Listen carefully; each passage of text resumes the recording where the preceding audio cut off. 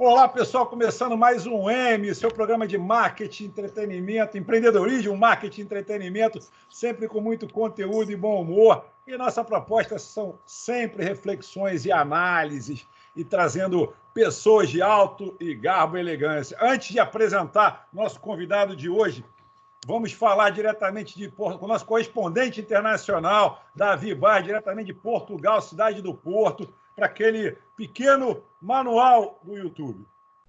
Exatamente, para você que nos acompanha, valeu aí pela inscrição no canal. Se você ainda não está inscrito no canal, se inscreve, ativa as notificações para você saber sempre quando a gente entra no ar aqui. Estamos todo dia, ou quase todo dia aqui, nós nesses quadradinhos aqui do YouTube. E se você permaneceu aqui, a gente teve alguns programas aí mais polêmicos e vamos ver se a gente volta aqui para marketing, para entretenimento e polêmica também, que é sempre bom levantar uma polêmica aí, não é, Márcio? É verdade, amigo Davi. Pedir para vocês continuarem comentando, continuarem sugerindo pautas, continuarem fazendo ali aquela tarefa árdua, que é complicado, deve ser complicado. Eu imagino, a gente tem aí, sei lá, mais de 20 mil pessoas que já nos assistiram e temos, sei lá, 1% disso, de pessoas que clicaram lá no inscrever-se, né? Não deve ser uma tarefa fácil, não. 1% mais ou menos, né? Não deve ser tarefa fácil, não. Mas, o meu amigo âncora, Davi, nosso grande convidado, eu gostaria de pedir licença para vocês para começar aqui comentando uma das... Márcio, diga. Segundo a nossa curva agora de inscritos vai aumentar. Segundo a OMS, a nossa curva de inscritos chega agora, no fim desse mês. Isso, em algum lugar. Eu li isso em algum lugar, Davi. Eu acho que essas informações estão corretas. Mas eu vou aproveitar aqui e comentar, eu acho que é uma boa introdução aí para o nosso papo, uma mensagem que eu recebi nas minhas redes sociais e de um dos nossos, da nossa audiência, né? O nome do amigo é Renato Freire, e ele diz eu vou evitar as palavras bonitas que ele usou, tá, Sandro? Eu vou tentar aqui. Por favor, vamos manter o nível do programa, por favor. Mas ele começa dizendo assim, ó, não dá para entender como tanto capitalista só enxerga dinheiro, enquanto tem pessoas morrendo para todos os lados. Vocês deveriam se envergonhar, você, Davi, principalmente, de pedir para os empresários dividirem suas fortunas com as pessoas, pois essa é a única solução para salvar todos da morte que esse vírus causa. Eu vou falar, ver um monte de cheio de dinheiro. Sandro, você aí nunca pagou aquele churrasco e o cara sabe da sua vida. Cheio de dinheiro, mandando as pessoas trabalharem quando todos precisam ficar em casa para não morrer do vírus. Só se deve pensar em saúde e não dinheiro, Davi. Vocês são irresponsáveis, ainda bem que eu não estou nessa. A única coisa que as pessoas têm que saber nesse momento é fiquem em casa. Esse é o único conhecimento que importa. Eu vou trazer para dentro do papo o nosso convidado, vou apresentar, vou trazer para dentro e vou comentar. E na sequência a gente comenta, porque senão o Wilber vai ficar com cara de paisagem aí, e eu quero que ele também participe. Então, show de insultos hoje, hein? Show de insultos. Mas a gente vai voltar lá. E vai aumentar. Vai aumentar. Vai aumentar, vamos embora. Nosso convidado de hoje, Ilbernão Silva, um grande amigo Ilbernon. É formado em comunicação, pós em gestão, mestre em história política, executivo de RH, consultor e professor, ampla experiência profissional nas áreas de recursos humanos, marketing e varejo.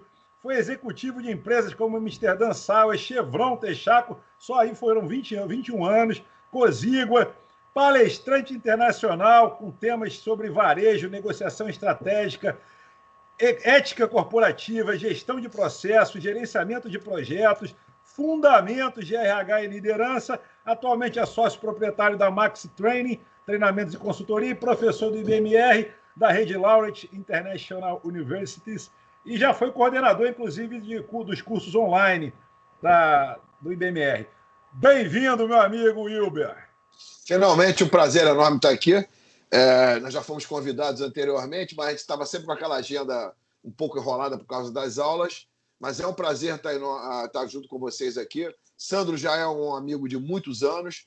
Não conheci os outros dois, sou o Davi por nome, você eu conheci há pouco, assim, só de acompanhamento das lives, acompanhei algumas, evidentemente, mas é um prazer enorme estar aqui, podendo gastar esse nosso tempo aqui para a gente colocar mais lenha na fogueira.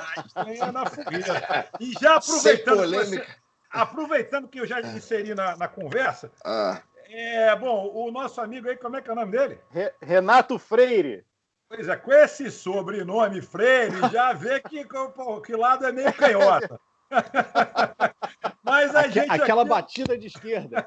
Pois é, bate de esquerda. Mas como a gente não polemiza aqui política, a opinião que o nosso convidado dá é a opinião do convidado. Entendeu? Se, no caso, ele está se referindo ao programa do Paulo Cintura, que ele não usa máscara, no mesmo programa, eu falei que eu fui no dentista, e de fato fui agora recentemente. Eu estava mais equipado até do que até ele. Ele até tomou um susto comigo, que ele estava parecendo um astronauta, eu parecia um ET. Pô, então, assim, eu saio de casa toda a parada. Eu só não uso máscara dentro de casa. Fora isso, eu tenho medo mesmo. Eu acho, Sandro, que ele não está falando de máscara, não. Ele está dizendo que a gente fica incentivando as pessoas a trabalharem, né? Quando a gente... Mas tem que trabalhar, bicho. Porra, não vai trabalhar, como é que vai mover as pessoas a ficarem em casa? Ô, amigos...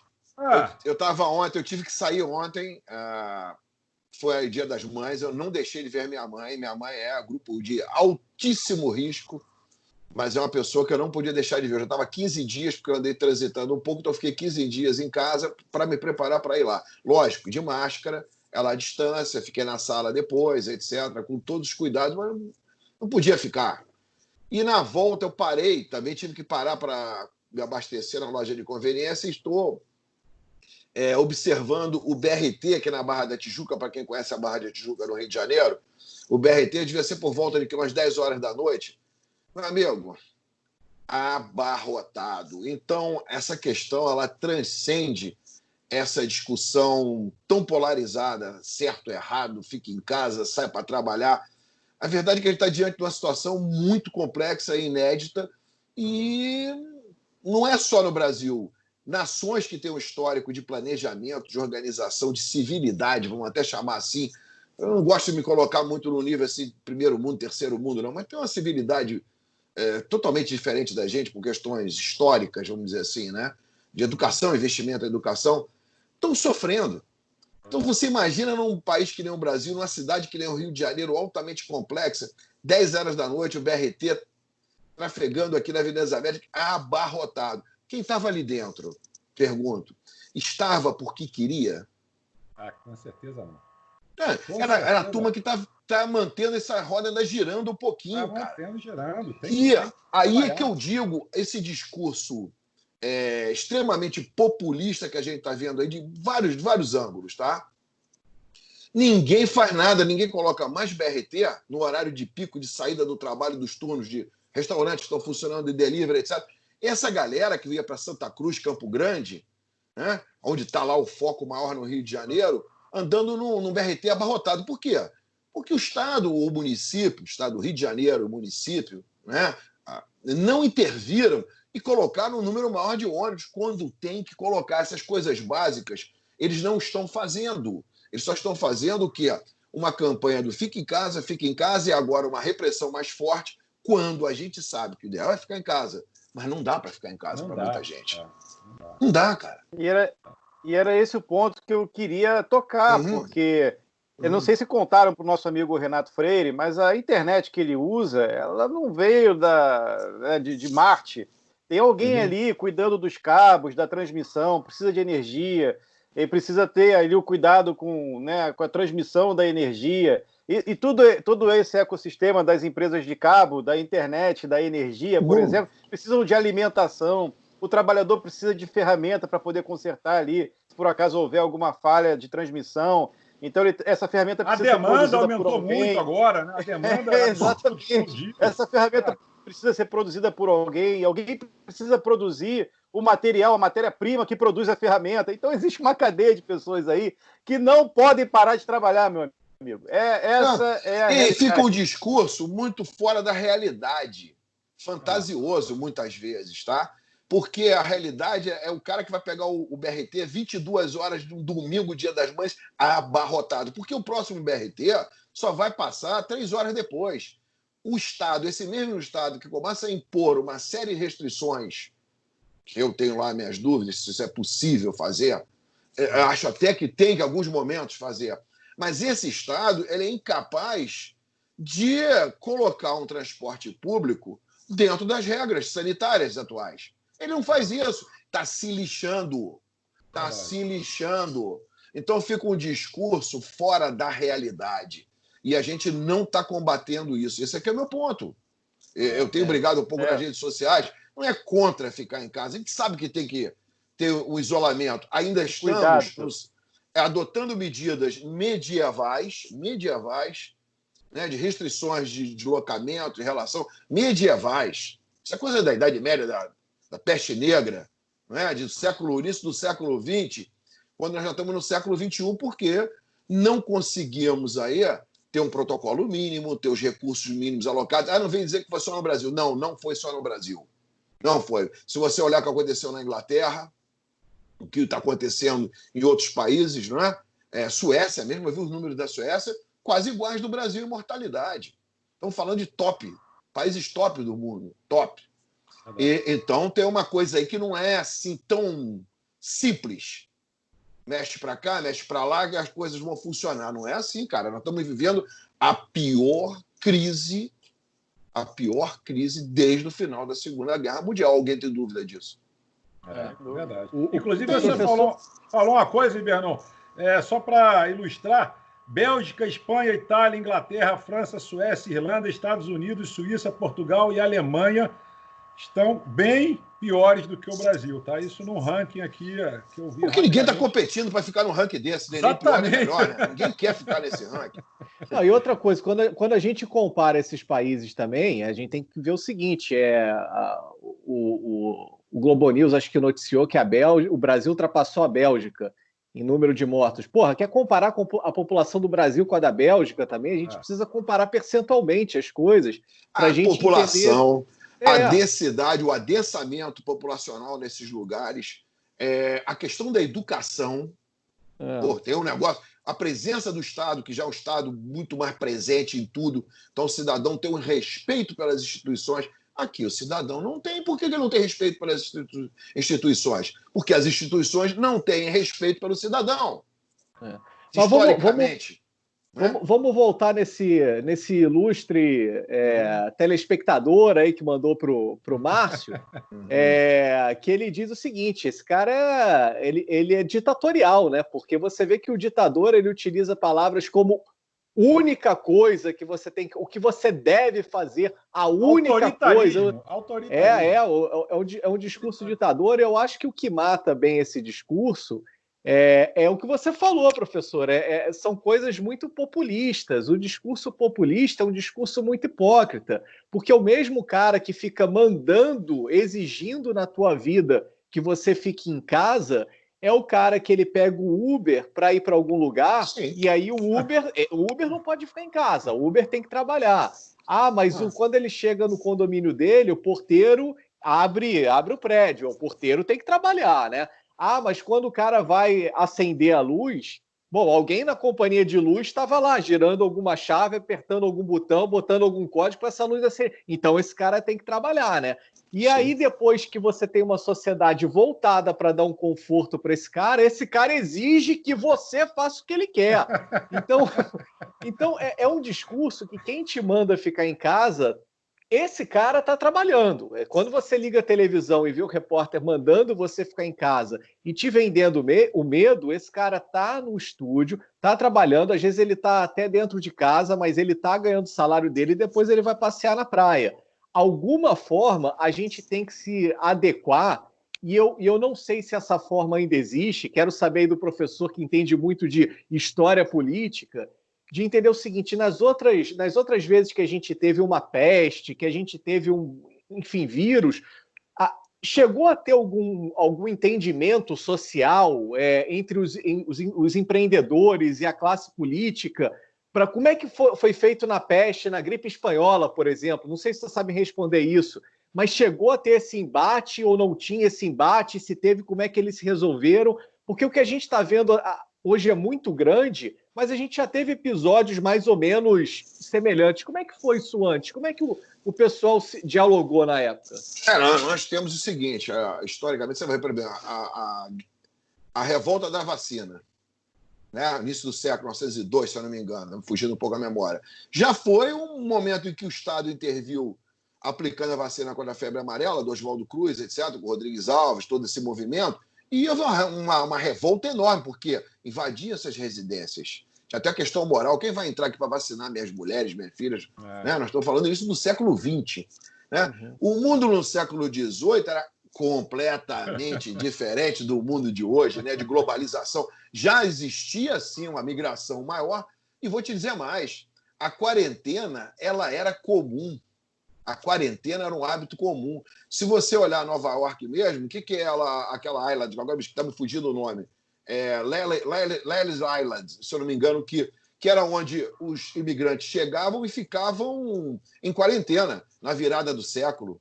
Ninguém entrava nos Estados Unidos, que tinha um fluxo migratório absurdo, direto, porque o cara tinha que passar em quarentena. Nós tínhamos quarentena aqui, século XIX, etc. Então a quarentena era algo comum.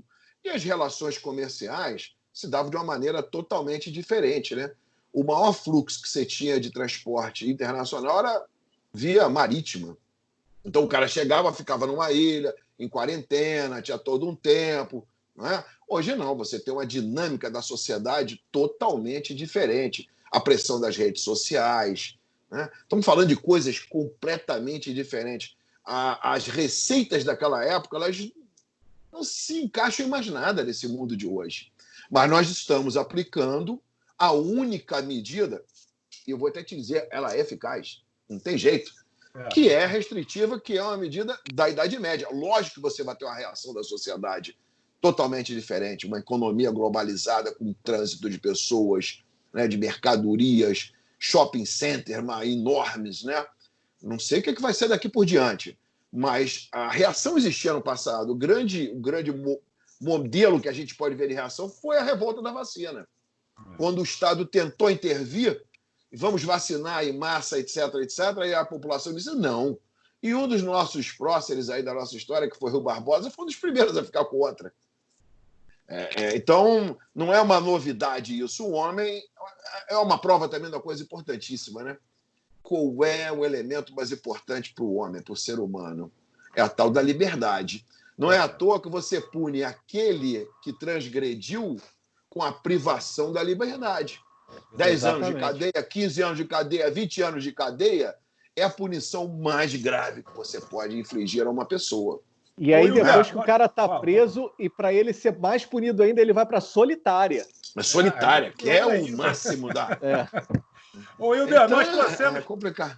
Nós trouxemos nosso amigo, o Marcelo Brum, alguns programas atrás, nosso grande amigo, e a gente fez uma pergunta para ele que cabe agora o que a gente está falando.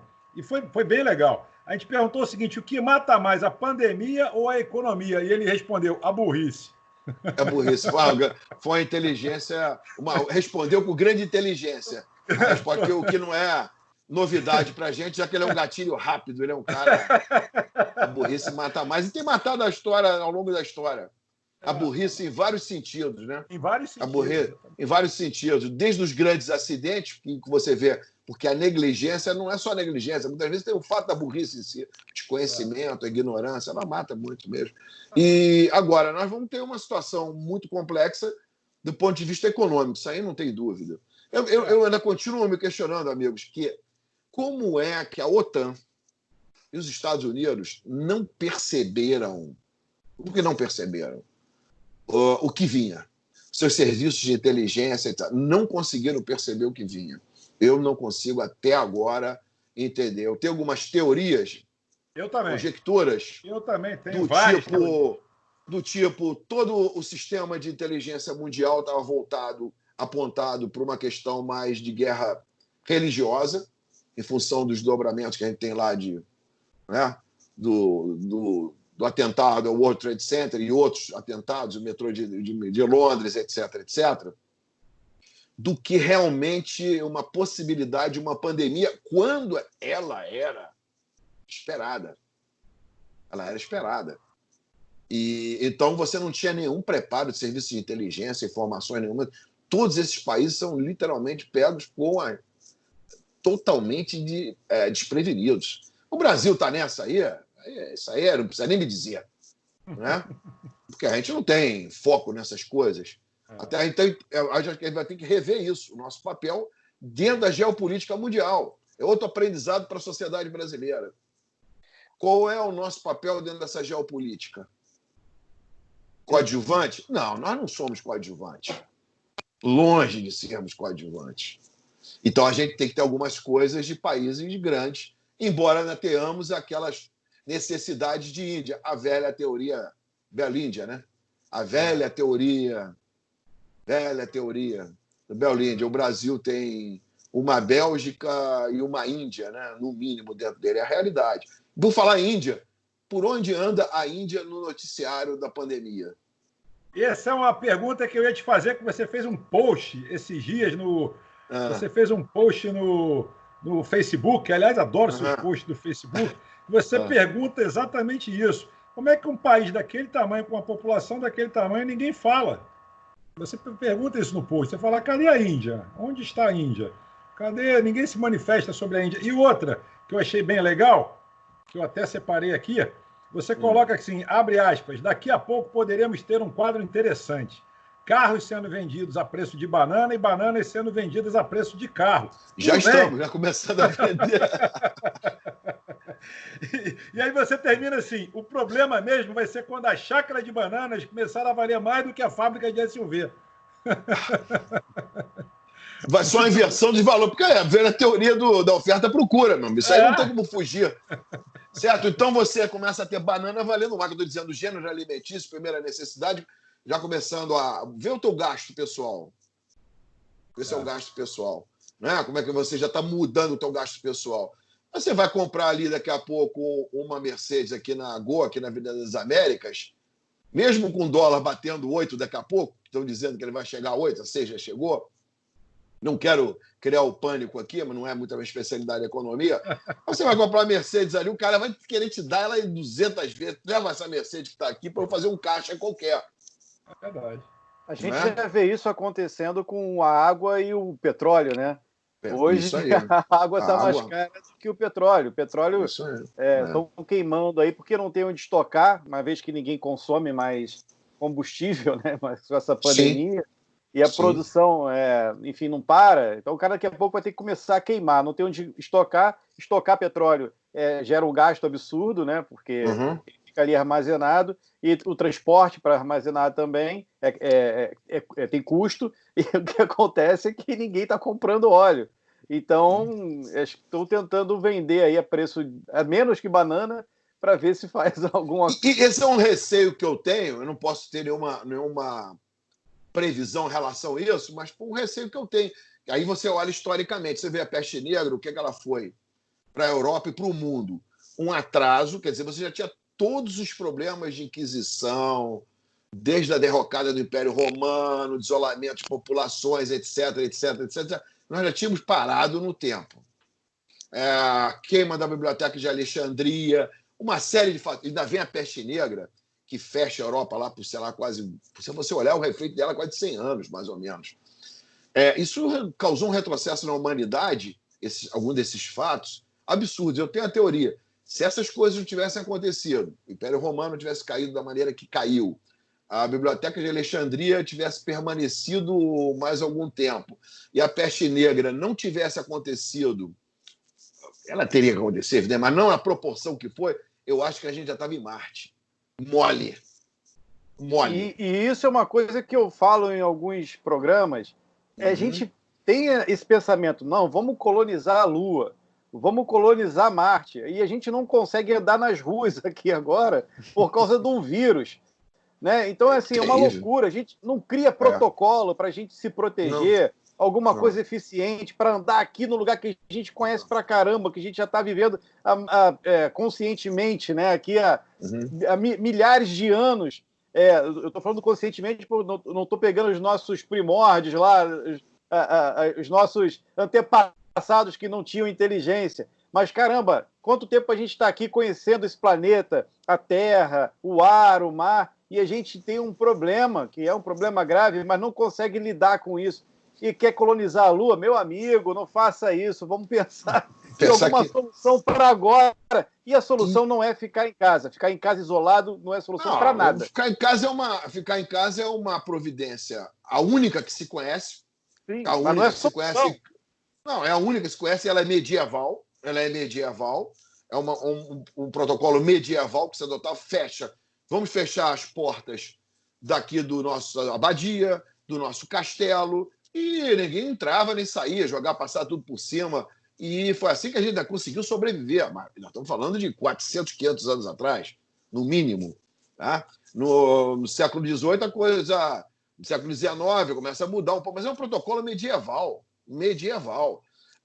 Essa hora, eu não vou aqui fazer apologia do Sr. Trump, nada disso, mas o questionamento algumas coisas ele aponta, não estou dizendo, ele aponta para algumas coisas que são intocáveis, imaculadas, instituições que não se pode falar. OMS. Para que serve a OMS num momento desse? Nada. Desculpe. Agora eu vou levar porrada em tudo quanto é lado aqui. Ou não vou dizer que ela não sirva para nada, eu estou exagerando. Ela serve pouco. Ela serve para oferecer aquilo que se espera dela. Mas não é que uma organização tão cara, tão poderosa, ela deveria ter a capacidade de agregar, pesquisar. Ela não ser uma compiladora, simplesmente, que é o que me parece que ela é. Pode ser que eu esteja enganado. Uma compiladora de dados. Ela tinha que ser uma fomentadora de soluções. Né? E como é que você pode levar uma vacina no século XXI? Vai ter que levar 18 meses? Tá, você tem que testar, tem que ter alguns cuidados. Mas os esforços mundiais já tinham que estar todos coordenadamente. Não é você fazer um esforço isolado nos Estados Unidos ou na China. Ter essa capacidade de pensar globalmente, aí sim, para essas soluções emergenciais que são da Terra, deste planeta e do Homo sapiens, é o mais afetado por isso aqui. E essas organizações não respondem. Elas respondem Exatamente. Com uma visão de 75 anos atrás, quando elas foram criadas. Exatamente. O professor, você é um... Eu fico imaginando que deva ser um momento interessantíssimo assim, para estar em sala de aula, porque você é um professor e você é um historiador, e como historiador, você precisa entender os fatos que aconteceram e discutir os fatos, e interpretar os fatos. Enfim, isso é uma sala de aula interessante. E agora a gente está no momento que a gente está fazendo história. Os fatos eles estão surgindo. E é muito difícil a gente separar hoje o que é fato, o que é opinião, o que é o verdadeiro, o que não é o verdadeiro. Por exemplo, a gente discute muito sobre quarentena, e ao mesmo tempo agora você vê o governador de Nova York falar que a maioria dos casos de Nova York, se não me engano, acho que 66%, eram de pessoas quarentenadas, e elas pegaram o Covid. Então, até isso a gente precisa discutir. Eu estava vendo também outro médico falando do perigo que é você ficar o dia inteiro com uma máscara, porque, enfim, agora a explicação técnica, você fica... Você está enfraquecendo o seu sistema imunológico, ficando o tempo inteiro com aquilo. E a gente ainda tem a OMS que uma hora diz que você tem que fazer uma coisa, depois bate palma para a Suécia, que não fez o lockdown. Enfim, a gente está num momento que é muito difícil a gente entender o que é o fato para a gente discutir. Talvez isso seja uma coisa muito nova até para você, que é professor, que é historiador, que você tinha um fato concreto e discutia. Hoje você tem que ser um professor muito melhor, um historiador muito melhor, porque você precisa entender o que é fato.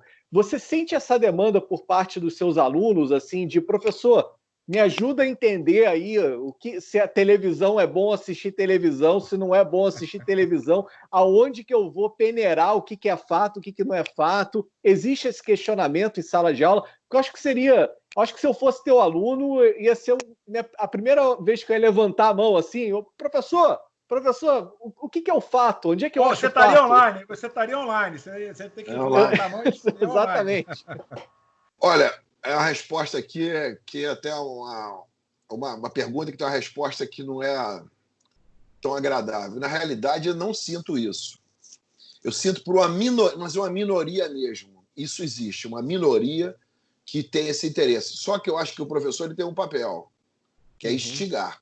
O principal papel do professor é instigar. Então a gente instiga. Eu não tenho nenhuma barreira, nenhuma censura de colocar o debate. Já tive alguns problemas em sala de aula, acho que uma vez que houve um estresse, mas foi controlado, porque eu coloco com certos cuidados. Infelizmente, nós estamos vivendo a era...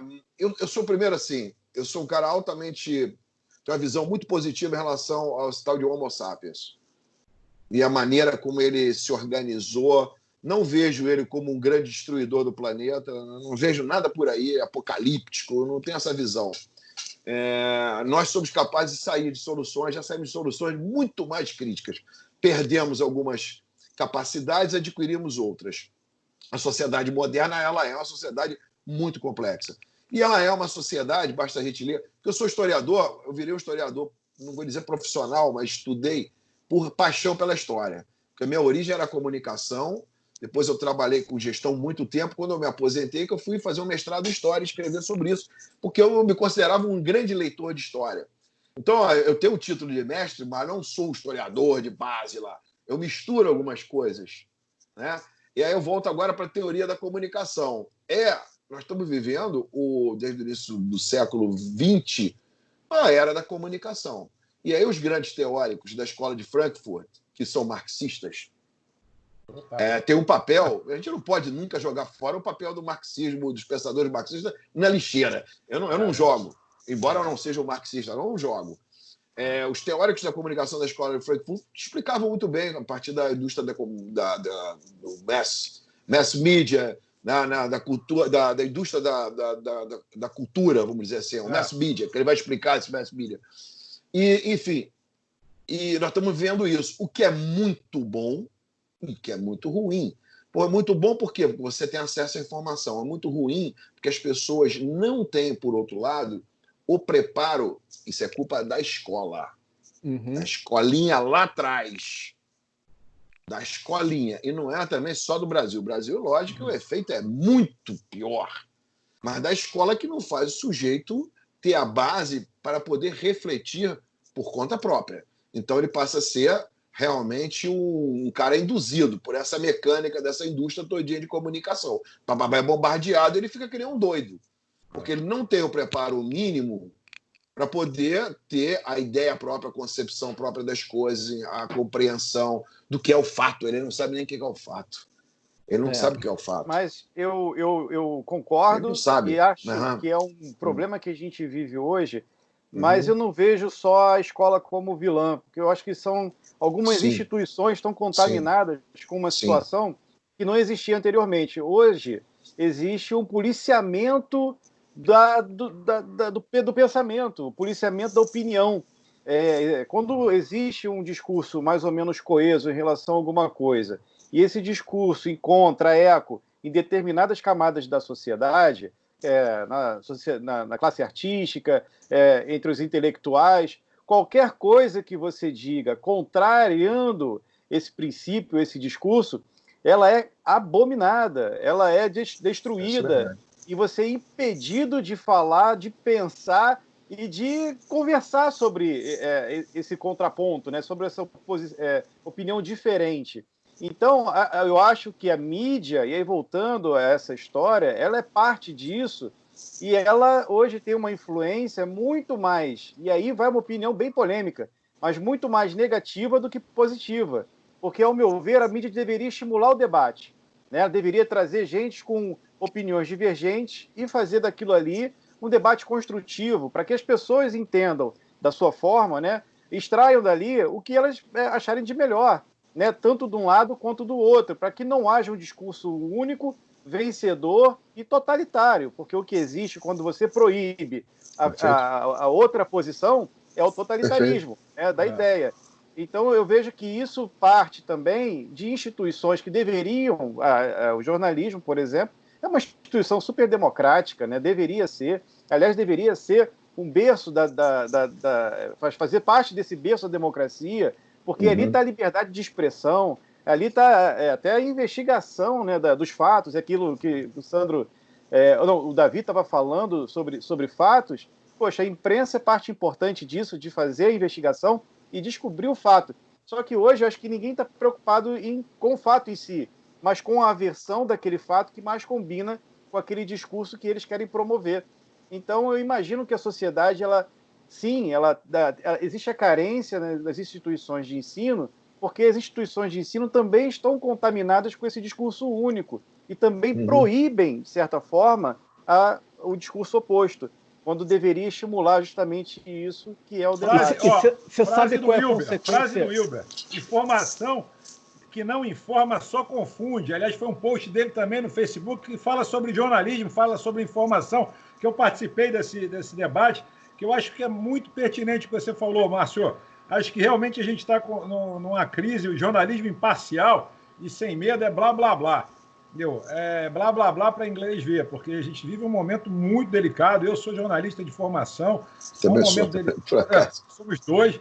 É bem difícil você hoje falar de um jornalismo imparcial, isento. Que não existe. Isso o Davi queria falar, o Davi queria falar.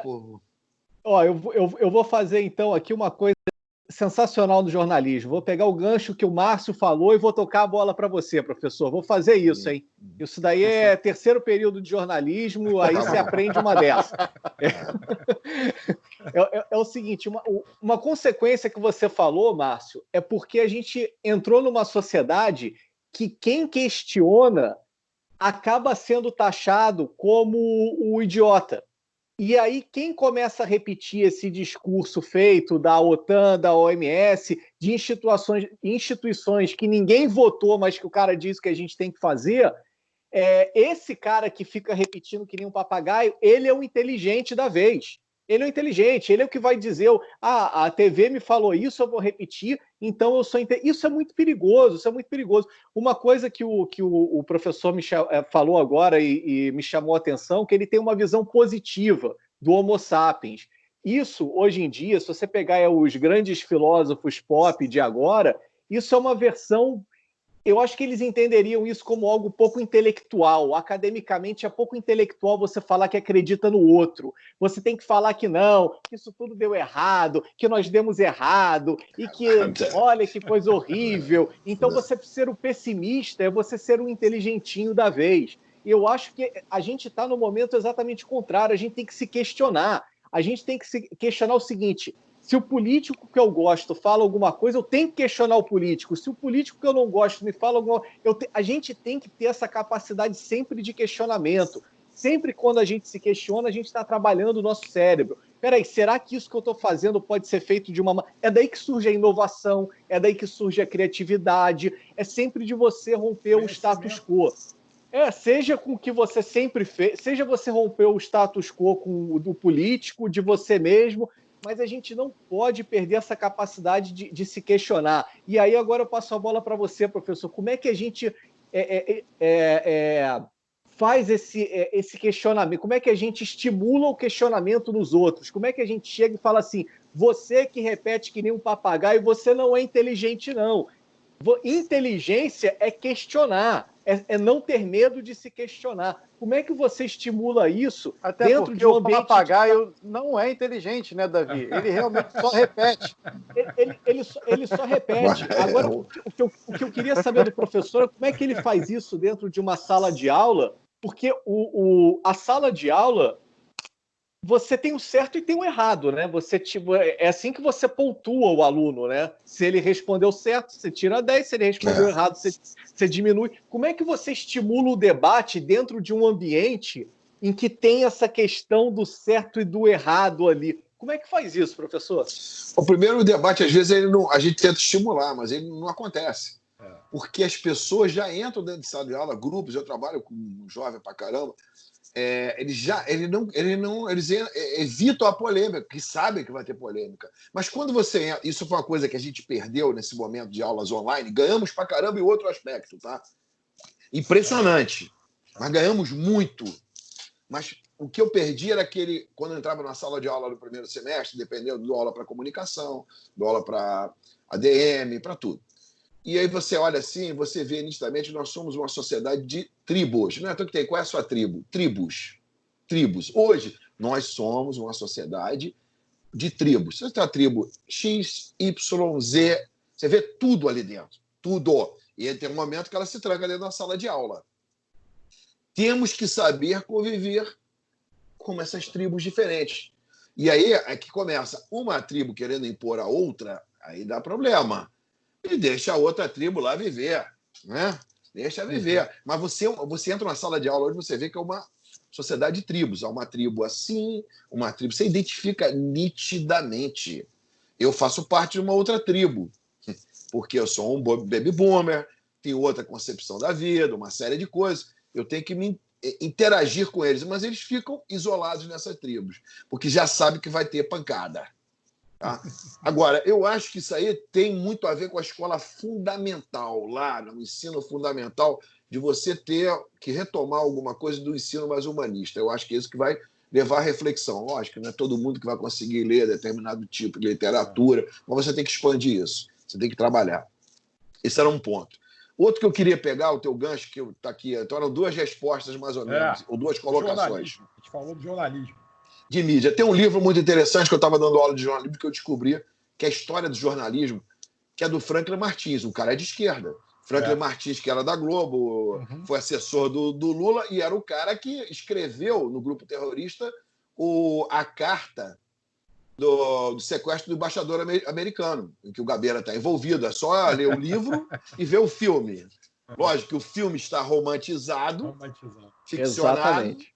E o livro tem as cores do Gabeira, mas ali é um fato histórico que você tem que botar na balança, pesar. Mas ele foi o cara que estava ali, ele foi um terrorista, etc. etc. E o livro dele é muito interessante. Ele traça um paralelo das redações que ele começou, ele viu, para as redações de jornais de hoje. Como é que isso modificou? Década de 50, Rio de Janeiro, você tinha 15 jornais, à noite, Diário de Notícias, eu ainda peguei alguns, O Jornal, Correio da Manhã, Jornal dos Esportes, Jornal do Brasil, o Globo, o Dia, a Notícia, Tribuna da Imprensa. 5. E eram as redações sujas, como ele dizia, fumando, falando, não eram assépticas. Esses jornais, o tempo vai mudando, e todos eles tinham coloração. Todos eles tinham a famosa linha editorial. Nenhum era puro. Uma boa parte pertencia ao senhor Chateaubriand. Quem quiser também, lê o livro e veja o filme. Se não tiver paciência para entender a história. Quem era Chateaubriand? O outro pertencia ao Lacerda. Última Hora era uma máquina montada pelo Getúlio em cima de um grande jornalista, que é o Weiner. Não é? Você tinha o grande jornal, ali meio UDN, meio lá, que era o Globo, que é essa potência hoje, e você tinha o combativo da UDN, que era capitaneado pelo Carlos Lacerda. E o pau comia, meu amigo. O pau comia. Derrubar o governo, o pau comia. Essa era a política. E nós perdemos isso. Aí ele vai contar uma verdade. Você tem o próprio mercado vai se sofisticando, televisão, e esses jornais vão se extinguindo, porque não sobreviveram economicamente. E aqueles que sobreviveram, perceberam essa mudança de mercado, eles perceberam como? Eu tenho que ser eclético, eu tenho que pegar vários públicos-alvo. O que era uma coisa complicada, eu tenho que falar para A, para B, para C, para poder sobreviver economicamente. Foram pouquíssimos que conseguiram. No Rio de Janeiro, só um. O Globo. Aí ele diz, as redações tornaram-se assépticas e surgiu o mito do jornalismo imparcial, que é a busca do jornalismo imparcial. Mas se você olhar historicamente, todas as grandes... Falar de jornal, que é onde era a força, as televisões são extensão disso. Né? Ela tem o jornalismo que são extensões. Grupos editoriais dos Estados Unidos, Murdoch, um controlador de mídia no mundo. Antes era o Hearst. Quem quiser ver também, veja o filme Cidadão Kane. Mas tem sempre um filmezinho para ver bom. Cidadão Kane, você vai entender que era o Hearst. E a filha dele, a Pat Hearst, que tem o efeito, oh meu Deus, Estocolmo. que está também no Casa de Papel. Vai lá ver que está lá também, porque ela é sequestrada muito bom, sequestrada pelos Panteras Negras, e depois ela começa a se envolver no movimento, questionar o efeito Estocolmo. Está lá dentro. Hearst, um grande titã da mídia. Brasil, você tinha Chateaubriand, Chivita, Marinho, controladores da mídia e seus associados. Ninguém fugia de uma determinada linha editorial. Lógico que a gente busca a isenção da informação no jornalismo, mas você é uma empresa. Então o leitor ele tem que saber quando ele compra. Quando ele no passado ele comprava a Última Hora, é porque ele tinha um alinhamento com aquela linha editorial.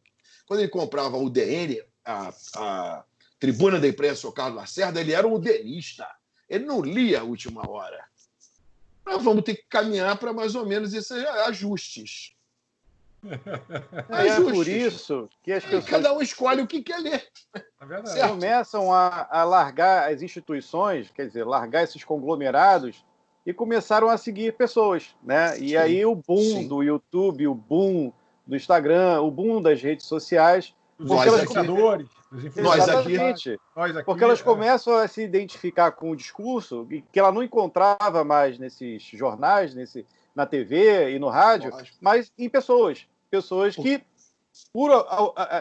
algumas pessoas têm, sim, compromisso em levar alguma coisa legal, positiva, interessante, bacana e real, e outras pessoas só estão ali para tacar fogo, jogar gasolina na fogueira. Sim. Você tem um código de ética do jornalismo no Brasil que é excelente, né?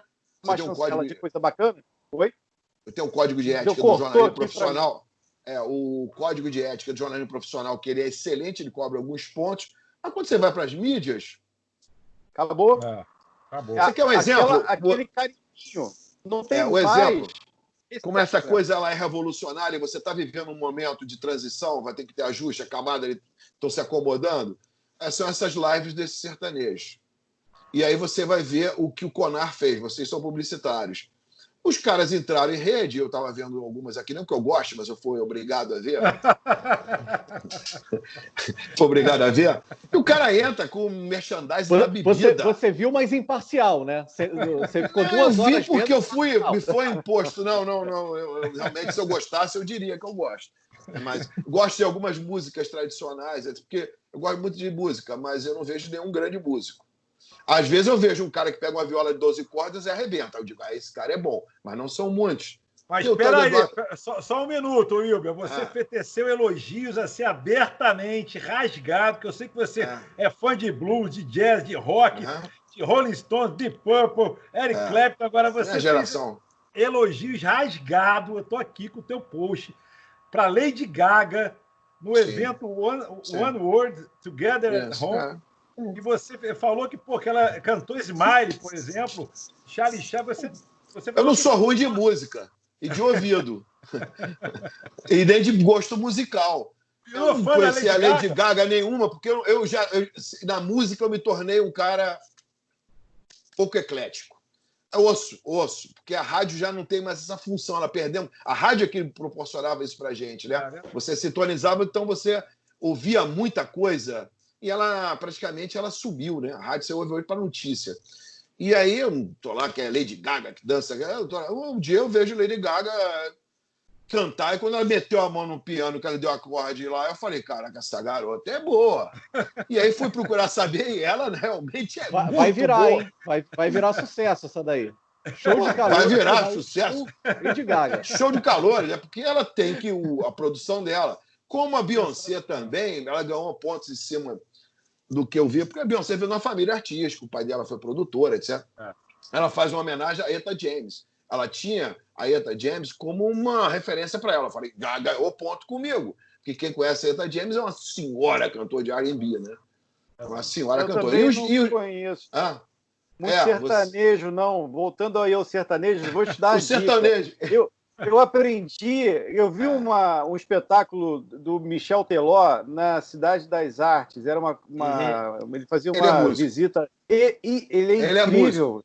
Ele é impressionado. Ele não é um mentiroso, um fake, um criado. Ele é músico. Tem o gosto musical dele, mas ele é músico. Ele entende, tem que respeitar. E você pega os instrumentistas, porque se o cara pegar uma 12 cordas e ele tocar uma moda de viola daquela lá do Pantanal, tipo o Almir, Sater, né? Que é um cara que você vê, o Renato Teixeira. Esses caras são bons pra caramba. Agora eu não vejo extensão vocal, não vejo. Um cara me surpreendeu no bom gosto dele, embora ele seja tosco pra caramba, mas ele tem um bom gosto, que é o tal de Eduardo Costa. Ele me surpreendeu. Mas por que eu tô falando isso? Esses caras entraram com live e bebendo.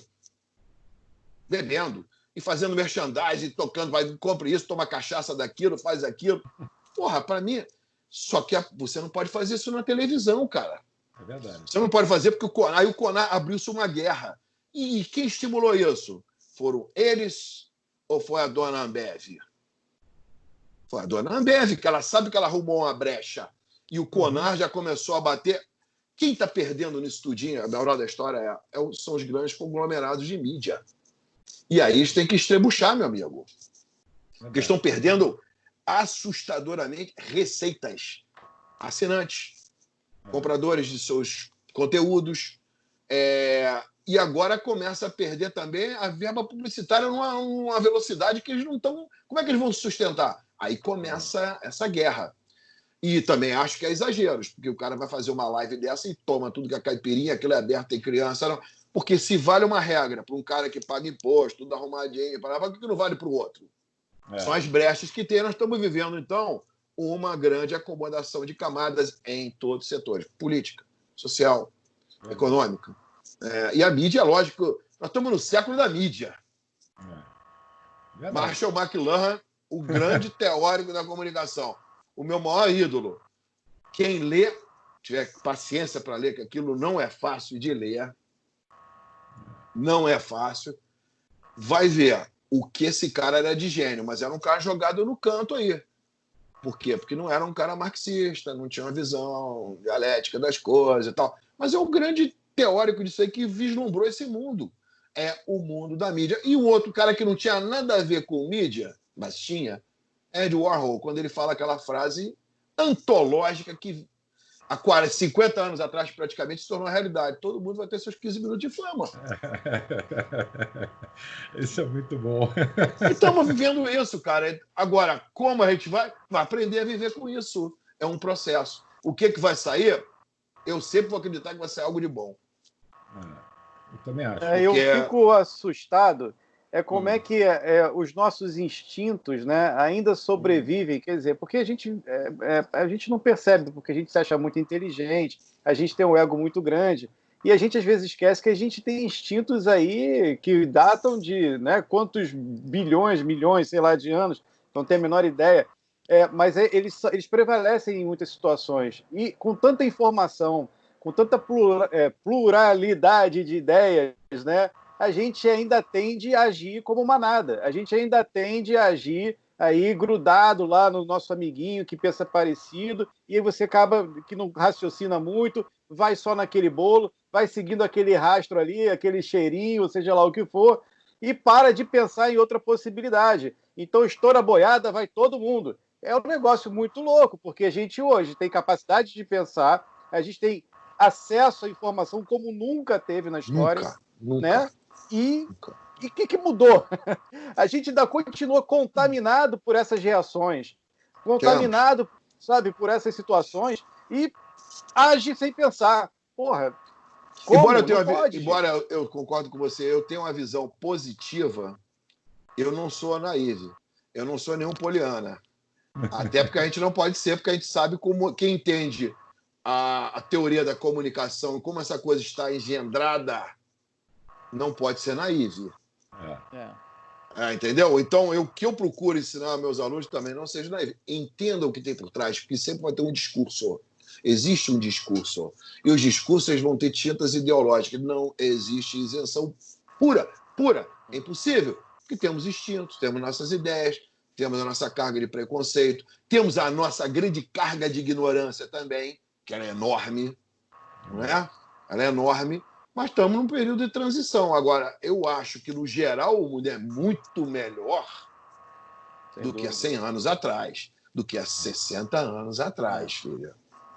Eu tenho umas perguntinhas da nossa audiência, que a nossa audiência pergunta, além do nosso amigo ali que fez o inicial, né, do programa, mas a gente tem umas perguntinhas aqui, e a nossa audiência pergunta aqui, a gente inclusive vai deixar seu contato aqui na descrição, ô Wilber, mas a gente tem o LinkedIn, não, o Instagram do programa, que é @MVC, que está aqui, é só clicar na capa, tem um linkzinho que vai direto lá. E a gente e também tem o Facebook. E tem muita gente que acaba fazendo perguntas em várias plataformas, elas não ficam concentradas aqui. Mas vamos lá, tem algumas perguntas e algumas explanações do tipo. Essa aí é mais na área econômica, mas vamos lá. O Lauro querendo saber como ficam os investimentos na renda fixa com a Selic a 3%. Ih, rapaz, ferrou. Isso aí não é minha área, Não, eu posso dizer porque eu não sei, porque eu tenho lá meus investimentos, eu tenho meu fundo de pensão privado que passaram para mim, agora eu também estou para onde eu vou. E o banco não está me dando assessoria.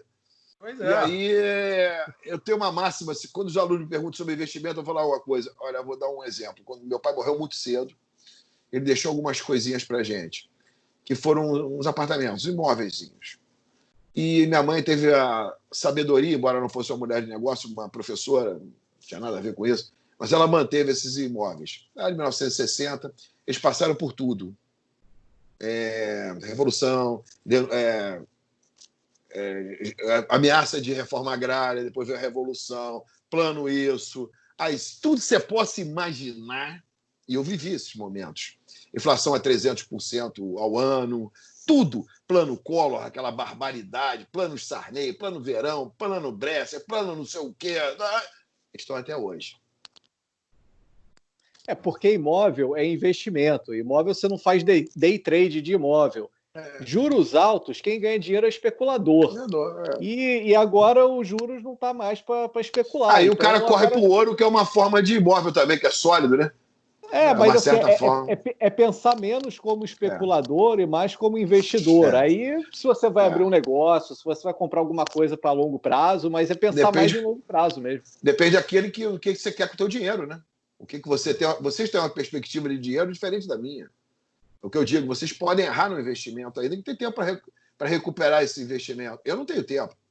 Eu tenho 20 anos de vida útil, se tiver. Então eu tenho que pensar muito conservador. Nós somos todos milionários aqui, ficamos falando coisas aleatórias. Olha, outra pergunta da Solange. Mas o objetivo da gente é falar coisas aleatórias. Não é? Vamos dizer que é um papo de botequim interessante, num nível altíssimo que nós estamos aqui discutindo. Pô. Ninguém tem outra pretensão aqui. Nenhuma. A pergunta da Solange é o seguinte. Vocês acham que mantém-se a cultura corporativa pós-pandemia? Sim. Só que ela está querendo dizer a digitalização. Vai se moldar, né, meu amigo? Elas vão ter que se ajustar. Trabalho online vai ser uma realidade. Já era. Já era em alguns lugares do mundo. Já era. Você disse que você trabalhou. Eu trabalhei com a Chevron em 2004, comecei a trabalhar online. Eu trabalhei intensivamente de 2006 a 2010 online. Eu ia no escritório segunda-feira para tomar cafezinho quando o Fluminense ganhava. Quando ele perdia, eu não ia. Ganhava para sacanear os caras, mas não ia para ser sacaneado, você está entendendo? Agora, Sandro... trabalhava. Primeiro tricolor que apareceu aqui no programa, hein? Uma salva de palmas, né? Porque temos dificuldade de trazer outras torcidas para cá. Já tivemos vascaíno, agora tricolor. Mas estamos aqui, de verde, branco, só não tem o vermelhinho, mas está guardado em algum lugar aqui. Está no coração. Queria aproveitar a tua pergunta, Sandro, e dizer que, assim, conversando, e eu converso com muita gente, né? Existe uma dificuldade absurda, não é em manter a cultura corporativa, né? A cultura corporativa pós ou na pandemia. Existe uma dificuldade de se manter cultura hoje corporativa com a geração Y, porque os caras simplesmente não se encaixam nesse negócio, entendeu? Eles não querem participar disso. A galera quer andar sozinha. Então, eu acho que isso aí é uma situação muito mais ampla do que pandemia. Eu não sei se... Mas eu vou dar uma vai mudar. Da cultura. o desemprego está maior. Exatamente. Não tem Y, não tem A, não tem Z, não tem nada, filho. Não tem nada. O desemprego está maior, o bolso vai sentir, ele vai ter que se virar. Eu estou dizendo, a oportunidade de ganhar dinheiro, porque também essa questão de emprego mudou muito. Quer dizer, falta de trabalho. E o cara vai ter que se encaixar, porque você não vai comer, não vai ter o sonho dele. Estava mole, né? O mundo vivendo uma quedinha ali em 2008, mas as empresas necessitando de um determinado perfil de empregado. Agora esse perfil está sobrando no mercado, inverteu. Vai ter que entrar no jogo. Verdade. Eu vou dar uma resposta aí para o Cultura Corporativa, se o online veio para ficar ou não. A gente teve o Dia das Mães agora e a galera passou o Dia das Mães no Skype com a mãe, no online, pô. Então, se o cara passou no Skype com a mãe, você acha que o funcionário não vai atender o cliente dele também no online? Pô, já chegou para ficar. A resistência que eu via em relação aos alunos, eu coordenei AD. Não presta. É porque eles não tinham experimentado. Como todo ser humano, tem uma resistência a algo novo, medo. À medida que começaram a ter que aprender, o cara viu que o negócio não é assim tão ruim e não é um bicho de sete cabeças. Ele não tem que pegar ônibus, ele não tem que. Ele pode comer a comidinha dele legal em casa, tem outro custo. Isso vai mudar, você pode trabalhar, vai afetar muito a economia. Muito, muito, muito, muito. Você vai sair de casa realmente para o lazer selecionado, seletivo, bem seletivo, para o consumo seletivo. Isso vai mudar, isso aí não tem mais.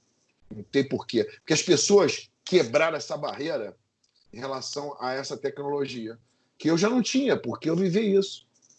E eu sempre gostei. Então, mas eu vi os alunos do novo, né? E o aluno, resistência. O Felipe diz aqui pra gente, por favor, pode falar. Não, tem o Felipe aluno, aqui só para fechar. Diga. O aluno preferia gastar. Eu comprei agora, o ano passado, um iPhone 11, né? Último.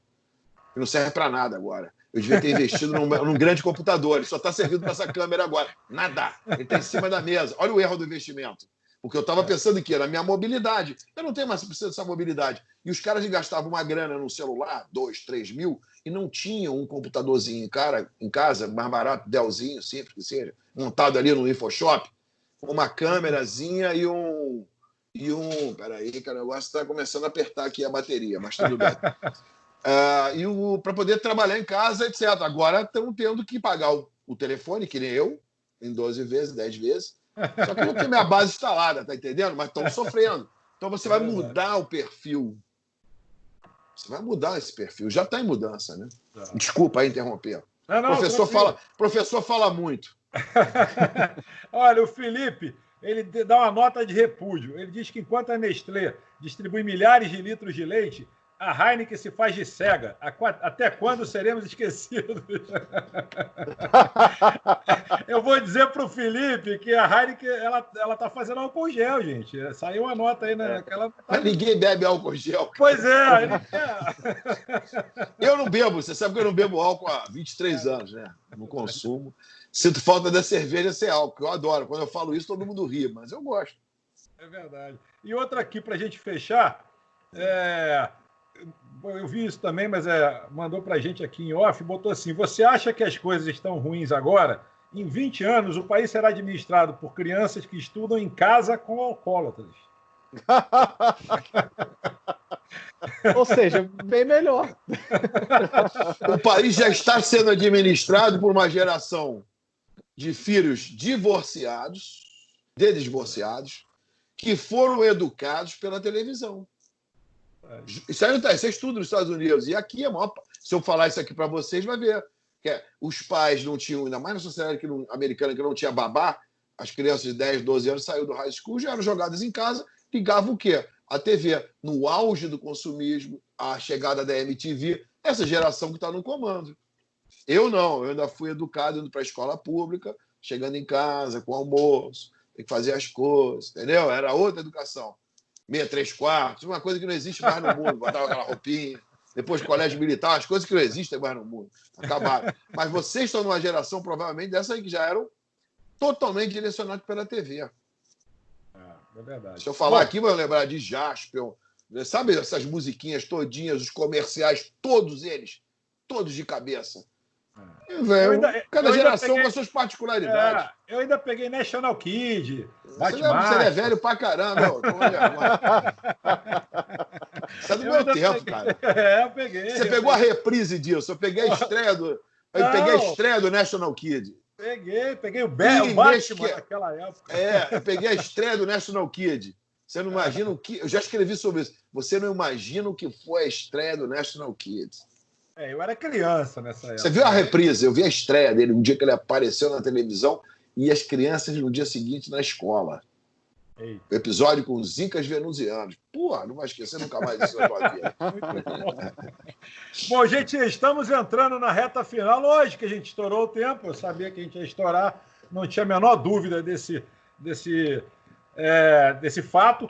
Eu queria dizer, antes de passar a bola para os meus interlocutores e parceiros, vou deixar por último sempre o nosso convidado, mas eu queria dizer que a nossa audiência a gente já está passando a marca dos 20 mil, e a gente tem aqui em ordem, a gente tem o Brasil como principal país que está encabeçando a fila de audiência, agora vem na sequência Índia, Romênia, Turquia, México, Sérvia, Tchequia, Tchecoslováquia, os indianos gostam muito da gente. São os robôs que a gente contratou. Na Índia, essa fazenda de robô lá. Eu nunca vi tanta Índia aqui. A Índia está quase passando o Brasil, viu? Abraço para os indianos aí que nos assistem, não sei como.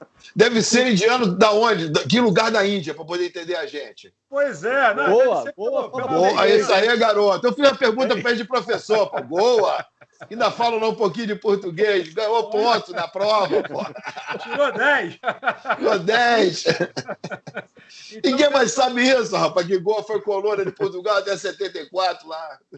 Ela fala, toca um fado em Goa. Toca um fado em Goa. É uma extensão lusa. Eu vou te falar, o Zico estava no programa esportivo e aí perguntaram isso para ele, porque ele trabalhou lá no FC Goa, né? E aí, Zico, como é que se comunicava lá? Ele em português. Todo mundo fez assim, hã? Meu filho, isso no programa jornalístico eu caçava a carteira de todo mundo. Todo mundo sai, tira. Vou pedir a carteirinha do sindicato aqui, porra.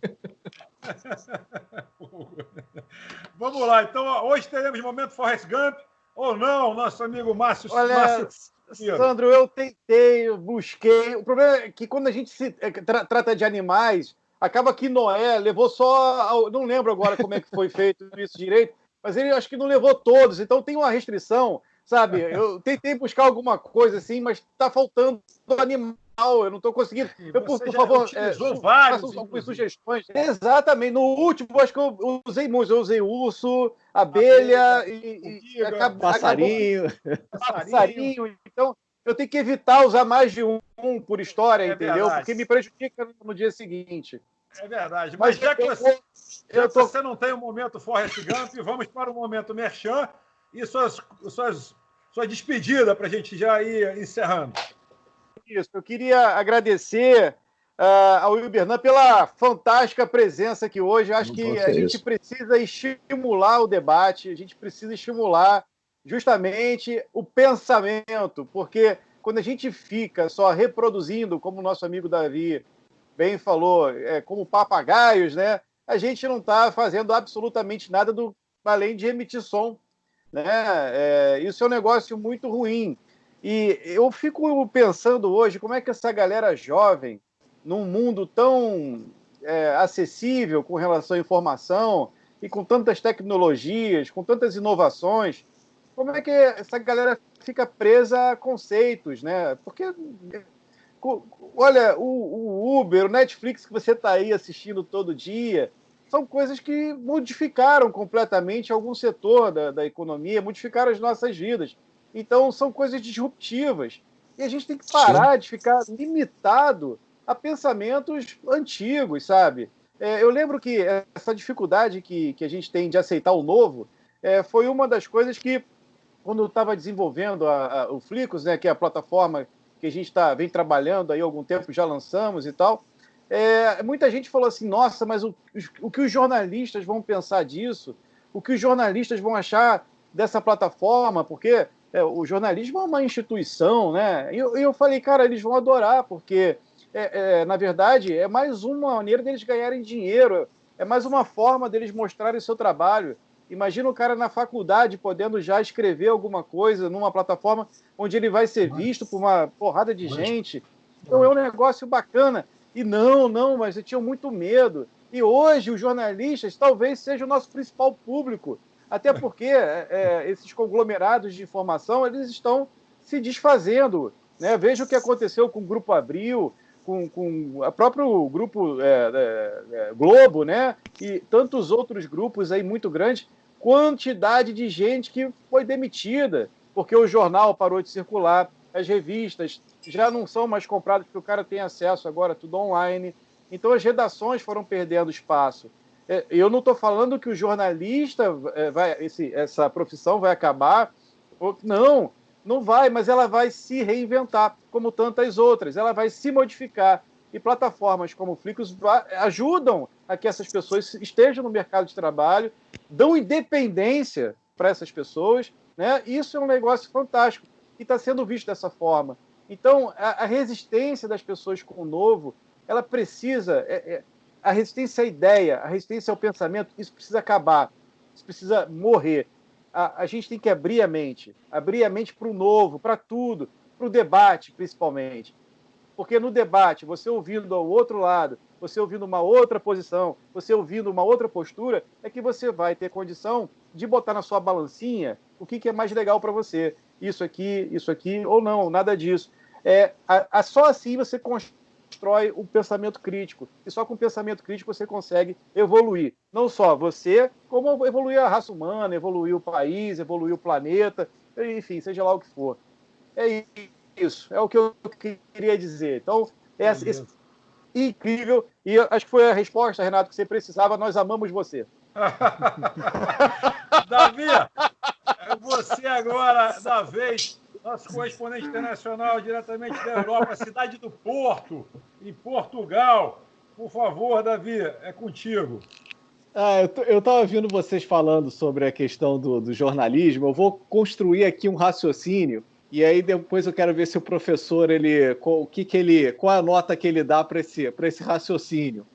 Mas é o seguinte, eu acho que a gente está passando em 3 momentos da mídia. O primeiro momento é aquele momento isentão, do imparcial. Então eu tenho que construir um jornal, eu tenho que construir uma TV, eu tenho que construir uma mídia que seja imparcial. Mas eu acho que ninguém nunca gostou de consumir algo imparcial. Tanto que as pessoas compravam um jornal porque elas queriam aquele colunista. E o colunista era alguém imparcial dentro do jornalismo. É aquele cara que ele dava a opinião dele sobre aquilo, seja no jornalismo esportivo, no de economia, mas ele podia tirar essa coisa da imparcialidade e dizer o que ele realmente pensava. Ele era parcial, Davi. Ele era parcial. Esse é o segundo momento. Então, peraí, se a parcialidade é o que dá dinheiro, vamos mergulhar nessa parcialidade. E isso é muito legal, porque isso tira as cortinas, mas isso começou a ser meio perigoso, porque isso anestesia o nosso cérebro, porque a gente se envolveu muito numa bolha de pessoas que realmente têm que concordar com a gente e a gente só fala para elas. A gente só fala com as pessoas que concordam com a gente. Pô, se eu falo com 100 pessoas que concordam comigo, eu vou me achar o cara mais inteligente do mundo, porque todo mundo concorda comigo. Mas não é todo mundo, são as pessoas que eu conversei somente. E agora eu acho que a gente está entrando no terceiro momento da mídia, que é o momento do diálogo, de você falar com quem discorda de você. Acho que essa transição não está ainda muito plena, porque é a lacração contra a mitagem. Eu preciso vencer o debate. E aí eu preciso dar mitada ou preciso dar lacrada, mas assim, eu preciso vencer o debate. Acho que esse terceiro momento é um momento seguinte. Cara, peraí, eu falei 10 coisas. Pô, tudo bem, 8 eram legais, mas 2 coisas que eu falei, puta, eu preciso rever essas 2 coisas que eu falei. Eu acho que esse é o novo vencedor do debate. É o cara que sai de lá falando o seguinte, peraí, nem tudo que eu achava, fazia tanto sentido assim. O vencer o debate é você trazer alguma coisa nova para dentro de você.